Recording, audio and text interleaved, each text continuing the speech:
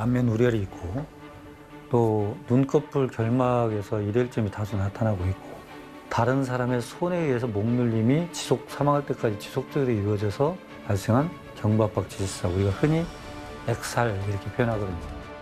좌측 가슴부에 커다랗게 드러난 자창의 흔적이 있다. 이 표현은 엄격하게 말하면 사후 손괴. 시신을 칼로 찔렀다는 거죠. 그렇습니다. 이게 시신에서 보이는 상처에 대해서는 부정할 수 없죠. 항상 우리가 얘기하지만 시신이 있는 그대로 보여주기 때문에. 아니 근데 이제 법의학자시니까 당연히 법의학을 가르치시는 거 알겠는데 인문학 강의도 하세요? 보통은 우리도 이제 전공을 들어가기 전에 다양한 교양 학문을 접해야 되죠. 마침 제가 법학을 또 공부를 했어요. 그렇게 의학 말고 다른 것을 전공한 사람이 저밖에 없어요. 그래서 야 인문학 네가 해야지 그래서 네 하고 하는 거죠. 그래서 하시는 거예요? 이게 뭐 저 인문학은 주로 어떤 걸 가르치십니까? 지금 플라톤의 국가라는 책을 가지고 하고 있습니다. 어우 플라톤의 국가는 뭐 들어본 적도 뭐 좀 가물가물한데 뭐 이게 읽어본 적이야 뭐 더더욱 없고요. 살짝만 짧게 얘기해 주시면 어떤 얘기입니까? 내용이에요? 플라톤의 국가로는. 이제 간단히 말하면 이렇습니다. 제자들이 소크라테스한테 묻죠. 도대체 위선자들 마치 정의로운 것처럼 하고 모든 편법을 써서 이득을 취하고 성공한 저들의 삶이 부럽지 않습니까, 선생님? 정말 정의롭고 착하게 사는 사람 바보 취급을 당하고 있는데 우리는 왜 저렇게 살아야 됩니까? 정말 선생님의 입으로, 선생님 말씀으로 정말 진짜로 바보라는 소리를 듣더라도 올바르게 사는 것이 왜 행복하고 왜 유익하고 그걸 왜 알려주십시오. 아름다운지 그걸 저희들한테 설명해 주십시오. 그게 하루 저녁 내내 토론을 해요. 인간이 정의롭게 살기 위해서는 인간을 보기엔 너무 작으니까 야 인간하고 비슷한 국가를 한번 건설해보자. 큰 국가에서 정의로움이 얼마나 유익한지를 알게 되면 인간이 정의롭게 사는 것 또한 같은 거 아니겠느냐. 그래서 국가를 건설하는 것이 제목이 이제 국가가 된 거예요. 이야. 일목요연하게 바로 읽었다. 이래서 선물을 해드리면 안 돼요. 전 읽었는데요. 너무 좋은데요. 우리 학생분들도 이 책을 다 잘 읽어 오십니까? 우선은 책을 다 사게 하죠. 어. 대학을 예과를 두면 뭔가 좀 두꺼운 책 한번 들고 다닐 필요도 있을 거예요. 뭐 여러 가지로 해서 설득이 되네요. 설득이 되는데요. 자, 이제 의과대학에서 아마도 생소할 겁니다. 그러나 의사는 질병만을 치료하는 게 아니라 그 시대가 안고 있던 아픔과 고통을 해결하려고 노력했던 고민들을 했던 사람입니다. 어떻게 보면 소크라테스도 의사의 역할을 했던 것 같고 플라톤 또한 의사의 역할을 했다고 보시면 됩니다.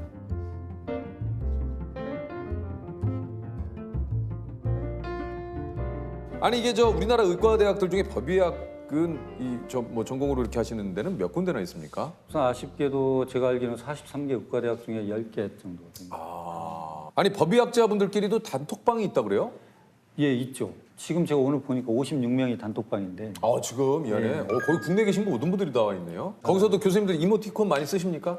쓰는 분들이 있고 그걸 못 쓰는 분이 그 세대 차이는 보이죠. 쓰십니까? 저는 가장 기본적인 걸 쓰고 있습니다. 어떤 거 쓰세요? 그 빵빠레 날리는 거 보면 누가 어디 뭐 상탔던 빵빠레 한번 날려. 뭐 그런 식이지. 우리 교수님은 좀 법의학자가 되신 계기가 좀 있습니까? 저는 조금 독특해요. 제가 이제 80년대 학번인데 그때는 뭐 강의실에 이렇게 붙어 있기는 좀 어려운 시국들이 많아서 이제 유월항쟁도 있었고 그래서 그런 때 이제 아무래도 학생운동을 하고 변혁을 해보려고 하다가 89년도에 이제 광주에 조선대학교 이철규라는 민주조선 편집장이 있었어요. 국가보안법 소개 중이었는데 갑작스럽게 유원지에서 사망한 채 발견이 됩니다. 수배를 받고 있던 조선대학교 학생이 변사체로 발견됐습니다. 조선대 교지 민주조선 사건과 관련해서 경찰의 수배를 받고 있던 조선대학교 이철규 군이 수원지에서 숨진 채 발견돼 검찰과 경찰이 수사에 나섰습니다. 광주지방검찰청은 이철규 군의 사체가 발견된 지 21일째인 지난 5월 30일 이 군이 검문 토주 중 추락 익사했다고 최종 수사 결과를 발표했습니다. 검찰은 이 군이 지난 5월 3일 밤 10시 12분쯤 광주시 청옥동 제4수원지 청암교에서 경찰의 검문을 받자 산속으로 도주해 숲속에 숨어 있다가 청암교 아래 석축소단 급커브 지점에 이르러 음력 금은밤의 어두운 상황에서 수원지에 빠져 익사한 것이라고 밝혔습니다. 그러나 이 같은 수사 결과는 경찰이 검문 도중 이 군을 놓쳤다는 가정에 기초하고 있는 것이며 그리고 부검 과정에서 드러난 문제점들에 대해 객관적이고 구체적인 증거를 제시해야 가능합니다.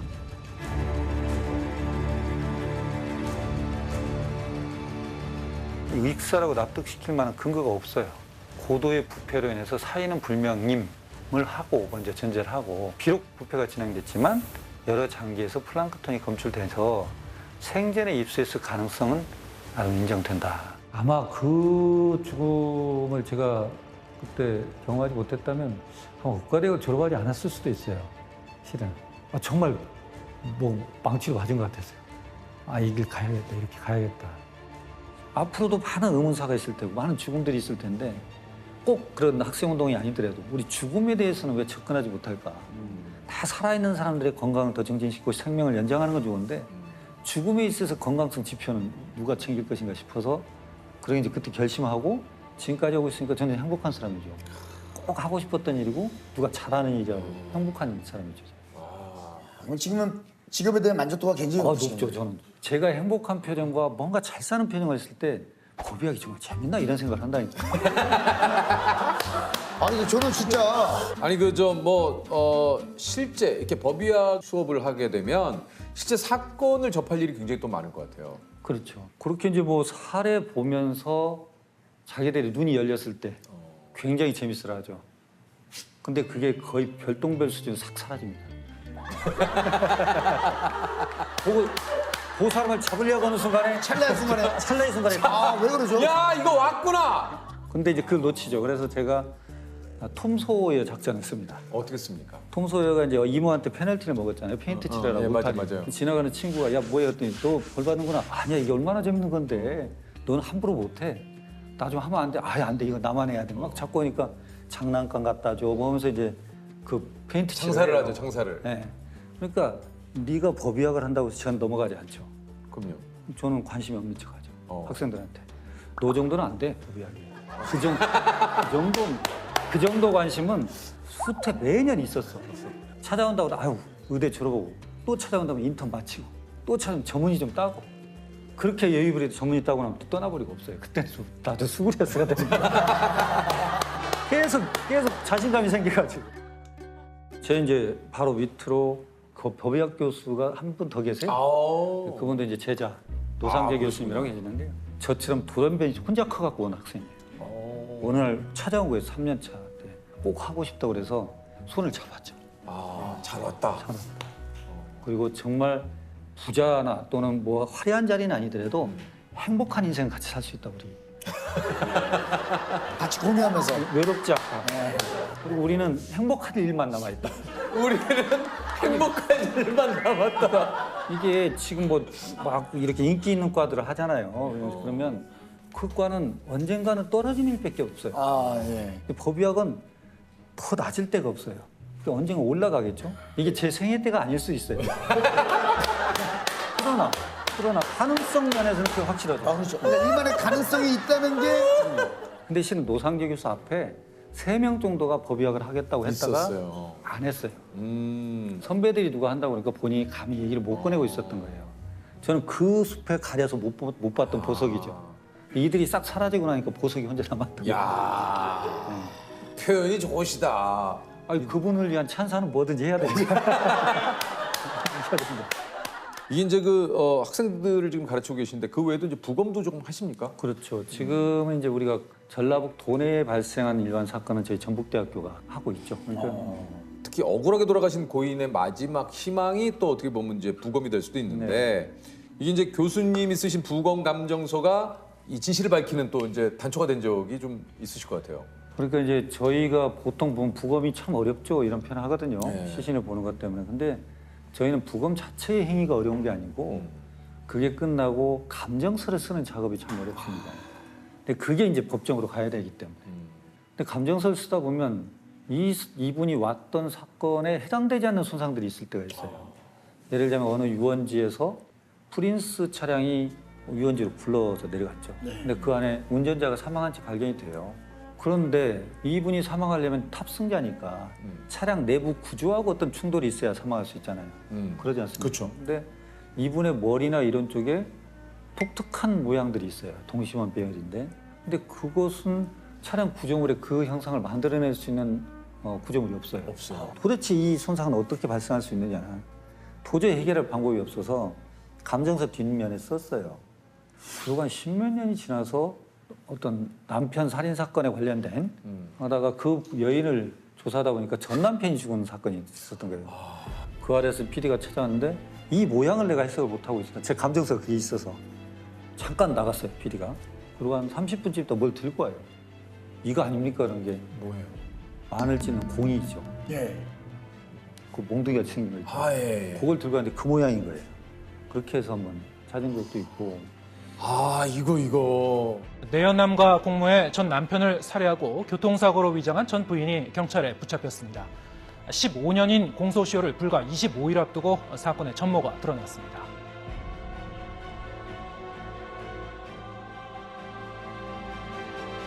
아니 그 좀 교수님도 직업병이 뭐 아까는 뭐 이런 거 얘기했지만 뉴스가 어디선 사건이 났다는 소리 귀신같이 잘 들으신다고. 직업병 제가 좀 약간 난청이 있거든요. 그래서 집사람이 부르면 잘 안 들려요. 저도 그래요. 그러시죠.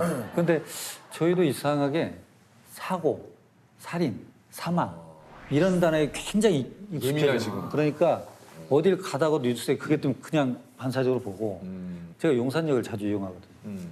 근데 용산역 그 모니터에는 소리가 나오지 않아요. 맞아요. 근데 어디서 사망 소리가 들리는 거예요. 그러고 보니까 뉴스가 그렇게 나와요. 희한하게. 그런 일도 있어요. 어느 날 느낌으로 갑작스럽게 오는 일들이 있어요. 뭐냐면 그 지리산 일주도로가 있거든요.